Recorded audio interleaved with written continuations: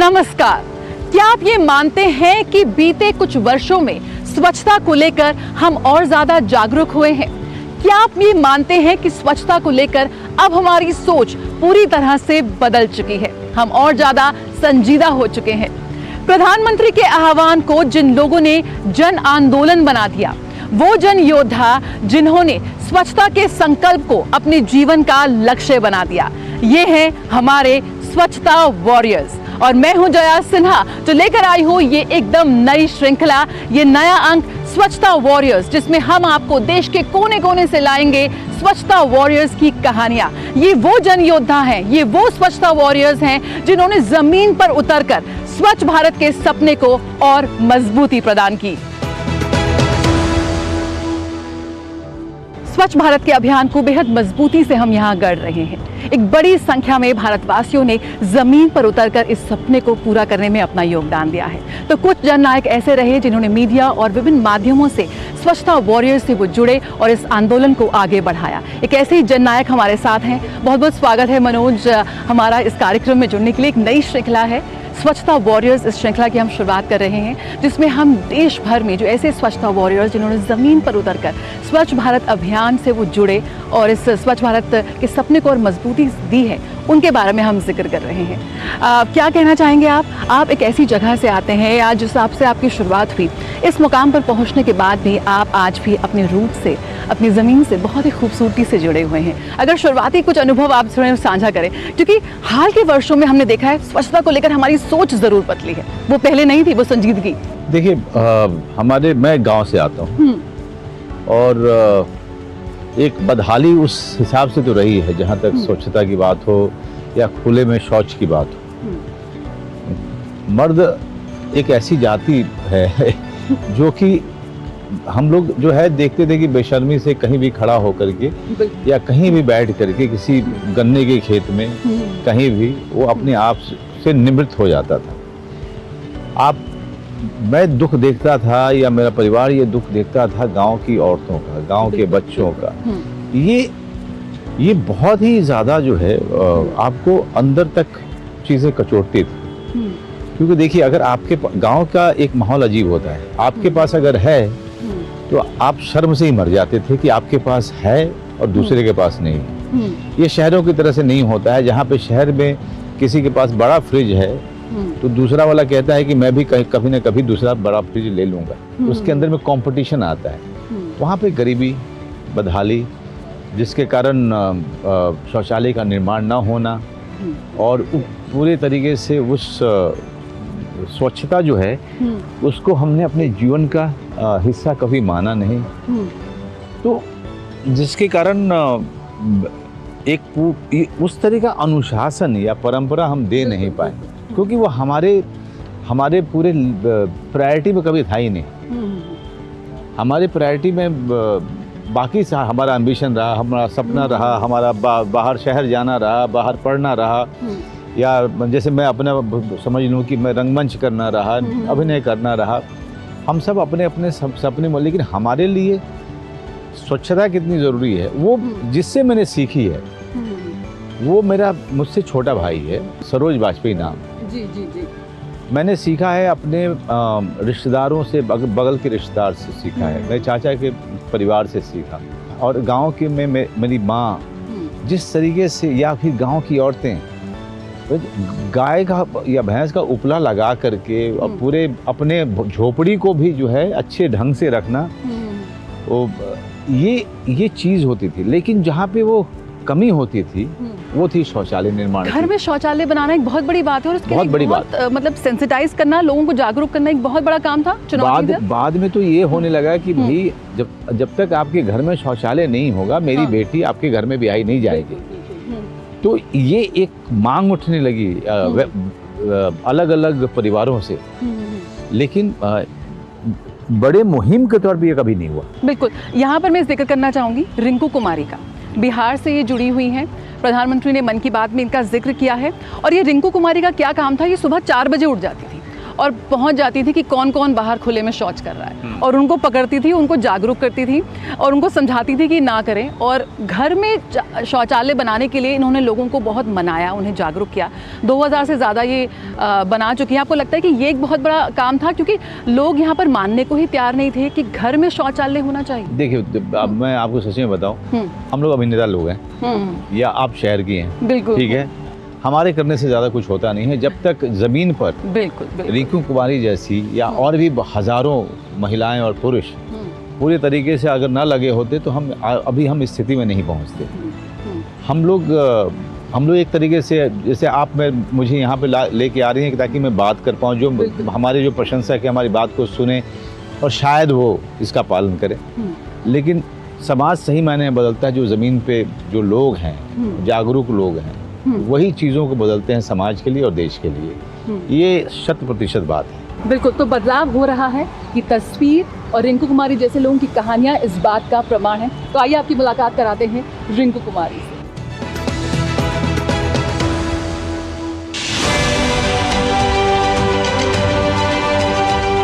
ये शौचालय प्रतीक हैं उस बदलाव का, उस संघर्ष का जो इस गांव की महिलाओं ने किया है।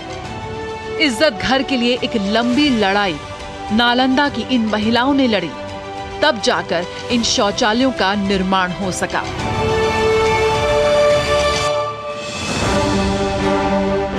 एक वक्त था कि रिंकू कुमारी मुंह अंधेरे खुली हवा में शौच कर रहे लोगों को पकड़ने के लिए सुबह 4 बजे ही अपने घर से निकल जाती थी, लोगों को रोकती थी और खुले में शौच के नकारात्मक प्रभावों के बारे में शिक्षित करती थी।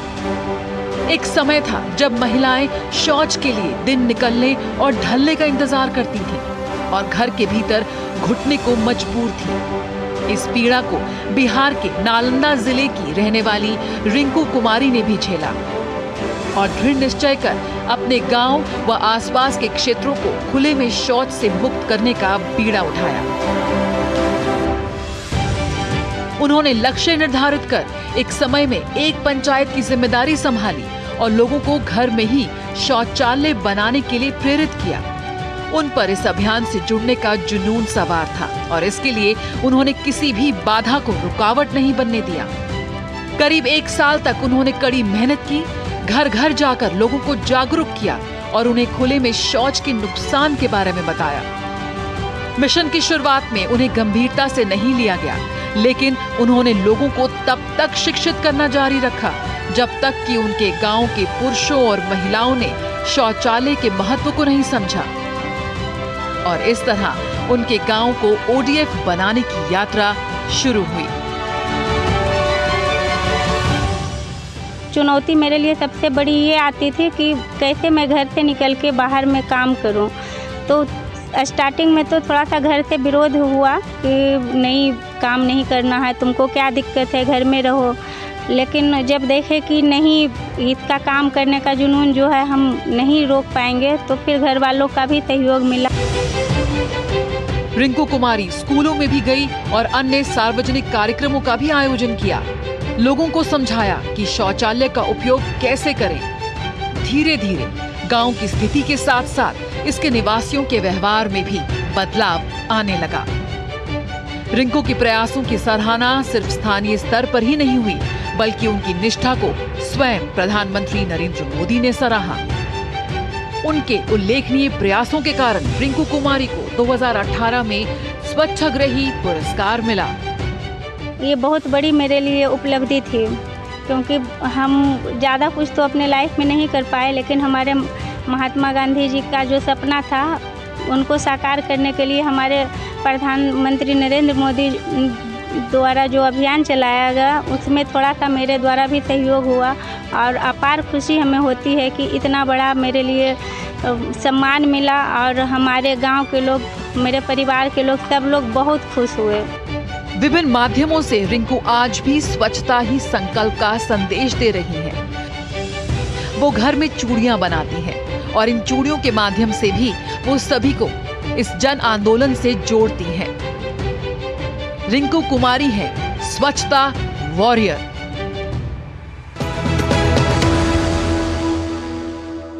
बदलाव तो हुआ है, ये कहानियाँ, ये लोग इस बात के गवाह है।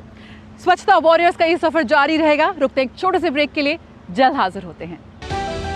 समाज की बेड़ियां तोड़कर हासिल किए अनोखे मुकाम, उज्जवल भविष्य के स्वप्न के साथ उन्मुक्त गगन में भरी उड़ान, बाधाओं के बंधन काटकर साबित की अपनी पहचान, जो अपने बुलंद हौसलों से सामाजिक बेड़ियां तोड़कर लिख रही हैं वीरता की गाथाएं। मैं उन्मुक्त, मैं स्वच्छंद, मेरा ध्येय अनंत, मेरी दिशा अनंत। मिलिए इन प्रेरणादायक शख्सियतों से मेरे साथ कार्यक्रम तेजस्विनी में, सिर्फ डीडी न्यूज पर।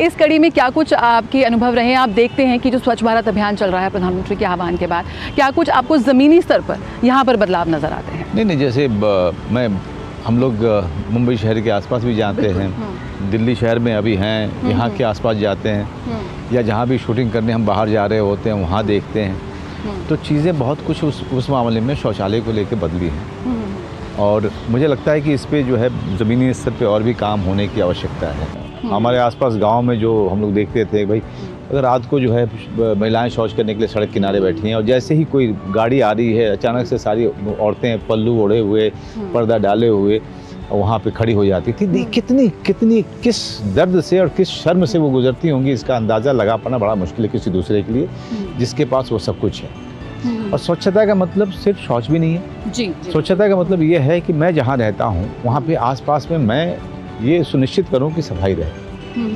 कितनी बार क्या होता है कि हम अपने घर की गंदगी गली में डाल देते हैं। बिल्कुल। हमें लगता है कि हमारा घर तो साफ हो गया है, लेकिन उस घर से बाहर आप भी निकलेंगे अपनी गाड़ी में बैठने के लिए, उसकी सोच किसी में भी नहीं है। तो स्वच्छता जो है ये एक लार्जर पर्सपेक्टिव में एक बहुत बड़ा इशू रहा है हमारे देश में, जो कि चीज़ें अब धीरे धीरे बदल रही हैं। देखिए, आदत ऐसी चीज़ होती है कि बड़ी मुश्किल से आप उसको बदल पाते हैं। अब किसी सिगरेट पीने वाले से बोलिए कि आप सिगरेट मत पीजिए, तो उसको वो जानता है कि बुरी चीज़ है, लेकिन फिर भी वो अपने पक्ष में दलीलें हजार देगा।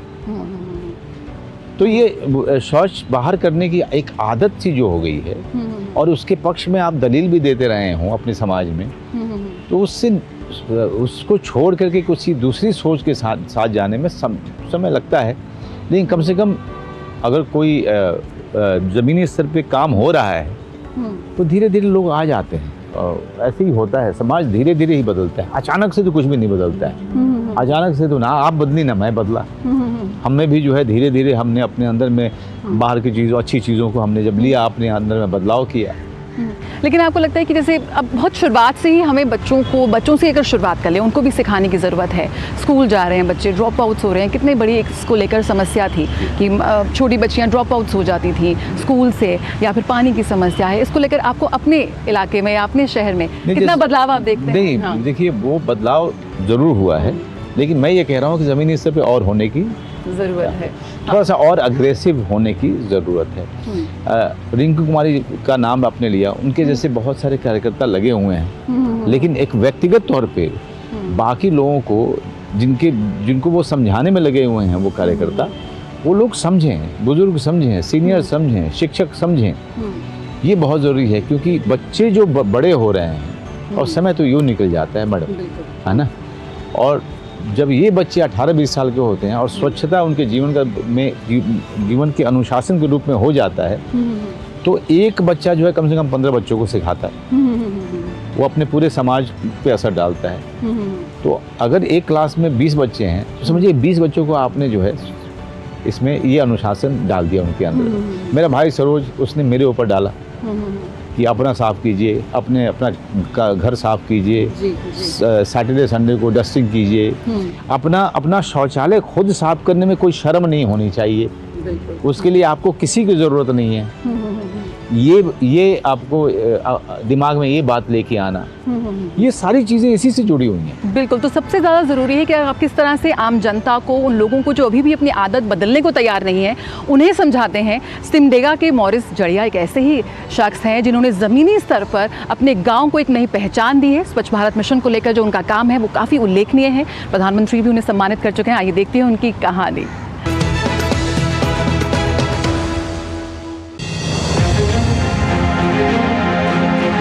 झारखंड के सिमडेगा के पिछड़े इलाकों में लोगों को खुले में शौच करने से रोकने मोरिस जरिया कभी बैलगाड़ी तो कभी साइकिल या फिर पैदल ही निकल जाते थे।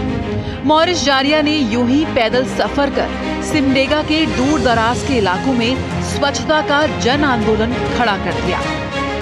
एक रोल मॉडल के रूप में काम किया और अपने साथियों को शौचालय बनाने और फिर उनका उपयोग करने के लिए हर संभव प्रयास करने के लिए प्रोत्साहित किया। प्रधानमंत्री नरेंद्र मोदी के आह्वान पर स्वच्छता अभियान के तहत शौचालय निर्माण का काम शुरू हुआ तो मोरिस इस काम में पूरे समर्पित भाव से जुड़ गए। शुरुआत में लोग शौचालय के महत्व और उपयोगिता को समझ नहीं रहे थे। मोरिस ने लोगों को जागरूक करना शुरू किया और सबसे पहले अपने घर में शौचालय बनाया। जब प्रधानमंत्री का योजना आ गया शौचालय तो हम लोग को बहुत खुश लगा कि हम लोग इसका लाभ उठाएं और अपना घर घर में बनाएं। कारण कि यहाँ जंगल एरिया है और हम लोग जंगली जानवर से तबाह भी रहते हैं और हम लोग जब शौचालय के लिए बाहर जाते हैं तो हम लोग डर लगता था। तब हम लोग कोशिश किए कि प्रधानमंत्री सर पे योजना आ गया है तो हम लोग ज़रूर बनाएं और लाभ उठाएं कि रात को शौच के लिए जाना होता है तो हम लोग को सोच समझ के जाना पड़ता था। और जब बन गया है तो हम लोग को आराम भी लगा और इसको बनाने के लिए हम लोग घर घर जाकर आदमी सबको समझाए। निस्वार्थ काम में जुटे मोरिस जारिया ने दिन रात जगह जगह जाकर सभाएं की। धीरे धीरे उन्हें स्थानीय स्तर पर लोगों का सहयोग मिलने लगा। गांव वाला जागरूक नहीं थे, उसमें हम लोग बहुत मेहनत किए। गांव टोला में हम लोग ग्राम सभा बैठाए, उसके बाद हम लोग उन लोग को जागरूक किए और धीरे धीरे शौचालय बनाएंगे। बाद में जिला से हम लोग को सहयोग मिला, कैंप लगाया गया और उत्तराखंड से भी हम लोग को भी सहयोग मिला। वहाँ से भी हमारे वीडियो सर बहुत मेहनत किए, हम लोग को सहयोग दिए और हम लोग शौचालय बनाने में सफल हुए। मोरिस जारिया ने लोगों को आपस में जोड़ना और फिर उन्हें खुले में शौच से मुक्ति के अभियान के लिए प्रेरित किया, जिनसे प्रभावित होकर मोरिस ने जन आंदोलन का नेतृत्व किया। उन्हीं प्रधानमंत्री मोदी से सम्मान पाकर वे बेहद अभिभूत हो गए। एक ऐसा क्षेत्र जहां की भौगोलिक कठिनाइयों से लोग रोजाना दो चार होते हों, वहां बाधा को खुद के हौसले से बींधने की कहानी मोरिस जारिया की कहानी है। वे स्वच्छता के एक बड़े ब्रांड एम्बेसडर साबित हुए, जिन्होंने हजारों लोगों को खुले में शौच न करने के लिए प्रेरित किया। मोरिस जारिया हैं स्वच्छता वॉरियर।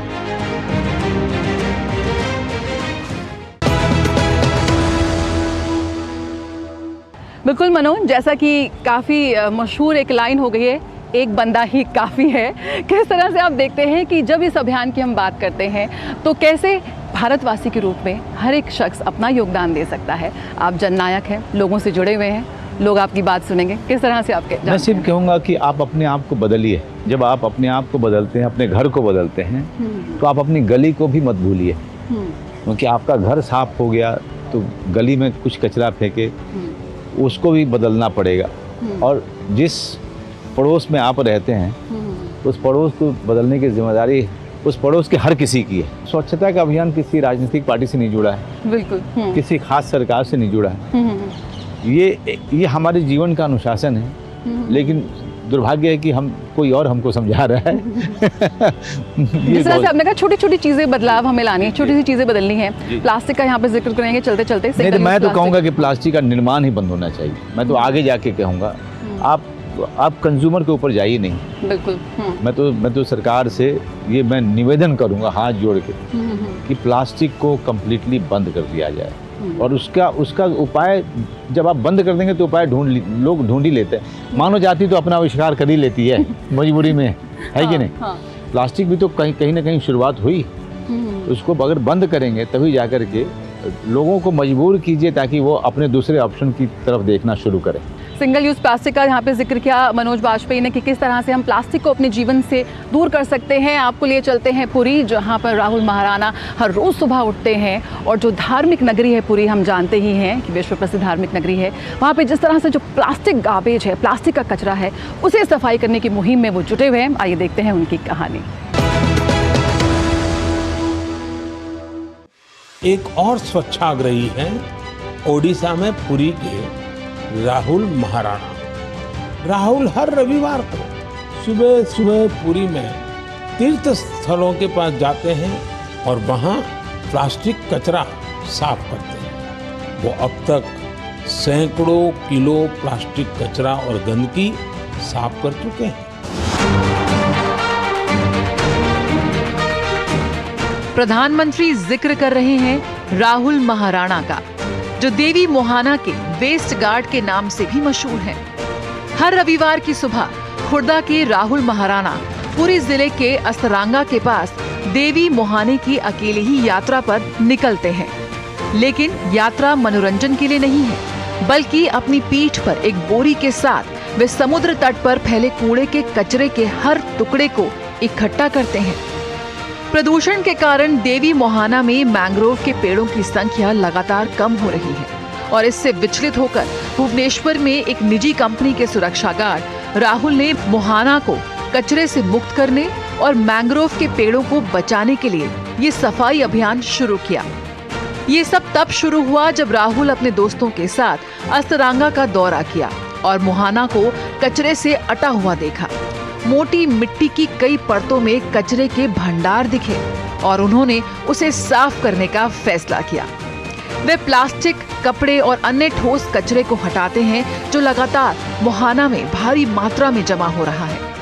राहुल ने जनवरी 2022 से समुद्र तट और मोहाने को साफ करने का अभियान शुरू किया और सिर्फ 2 महीने में उन्होंने 935 किलोग्राम से अधिक कचरा अकेले ही साफ कर डाला। अब यही राहुल की दिनचर्या बन चुकी है। राहुल हर रविवार को सुबह सुबह पुरी के तीर्थ स्थलों पर जाते हैं और वहां का प्लास्टिक कचरा साफ करते हैं।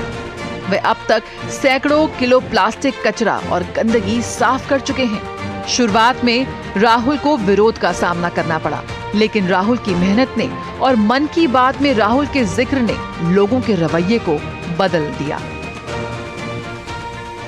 ये आप मेरे पीछे देख पा रहे हो, ये जो मैंग्रोव फॉरेस्ट है, जिसको हमको उड़िया में बोलते हैं हेंताल जंगल बोलते हैं। ये मैंग्रोव जंगल का पॉजिटिव रोल लेता है, हमारा एनवायरनमेंट के लिए पॉजिटिव रोल लेता है। तो इसीलिए हम लोग कुछ यंग लड़के हम इकट्ठा हुए हैं, ऑर्गेनाइजेशन वगैरह भी हमारे साथ मिले हैं और उसके बाद हम लोग मिलके ये जो मैंग्रोव फॉरेस्ट है उसको प्रोटेक्शन के लिए और उसके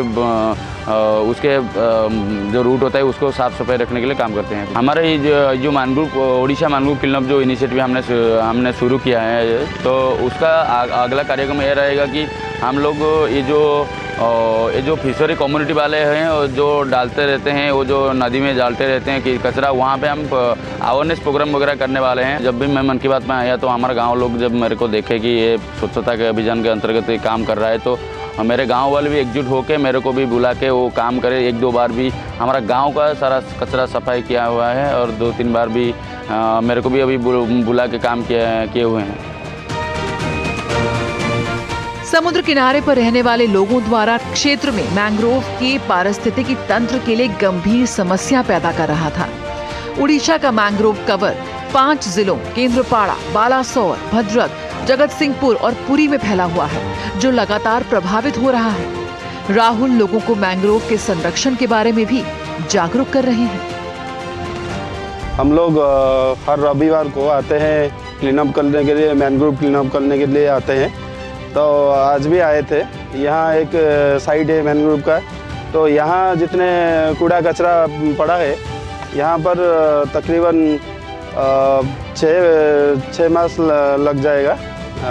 तो हम सब बिजी है काम पे, तो जब समय मिलता है हमको, हम तो आते हैं हर रविवार को, कुछ कचरा साफ करके चले जाते हैं। जलाशयों, नदियों और समुद्री क्षेत्रों से भी प्लास्टिक का कचरा निकालने की राहुल की ये मुहिम जारी है और आज एक बड़ी संख्या में युवा स्वयंसेवी भी राहुल के साथ जुड़ गए हैं। राहुल महाराणा है एक स्वच्छता वॉरियर।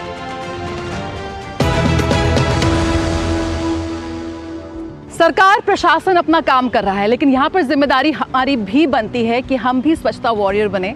मनोज, आप क्या कहेंगे? स्वच्छता वॉरियर्स ये मुहिम है, ये कोशिश है हमारी कि स्वच्छता वॉरियर्स अपना काम कर रहे हैं, लेकिन हमें भी उनसे जुड़ना है और हर भारतवासी को एक स्वच्छता वॉरियर बनना है। हर भारतवासी को बनना पड़ेगा अगर हम चाहते हैं कि हमारा देश, भारत एक स्वच्छ देश बने। सबसे पहले बहुत बहुत धन्यवाद सारे के सारे स्वच्छता वॉरियर्स को, और मैं चाहता हूं कि देश का हर व्यक्ति, नागरिक स्वच्छता वॉरियर हो जाए, ताकि ये देश दूर से देखने के बाद भी चमकता हुआ नजर आए। आप सबको नमस्कार, बहुत बहुत धन्यवाद। ये तो बस एक शुरुआत है, कारवां तो अभी लंबा चलेगा और हमारी कोशिश होगी कि लगातार आपकी मुलाकात करवाए इन स्वच्छता वॉरियर्स से, इन जन योद्धाओं से, इन स्वच्छाग्रहियों से, जिन्होंने इस जन आंदोलन को एक नया मुकाम दिया है। लेकिन हर भारतवासी का योगदान है जरूरी, आपको इससे जुड़ना है जरूरी। ये है नया भारत, हर किंवदंती को तोड़ते हुए वैश्विक मंच पर एक अलग ही तस्वीर के साथ आज भारत उभर रहा है और ये सफर यूं ही जारी रहेगा। तो जुड़े रहिए हमारे साथ, जुड़े रहिए स्वच्छता वॉरियर्स के साथ। नमस्कार।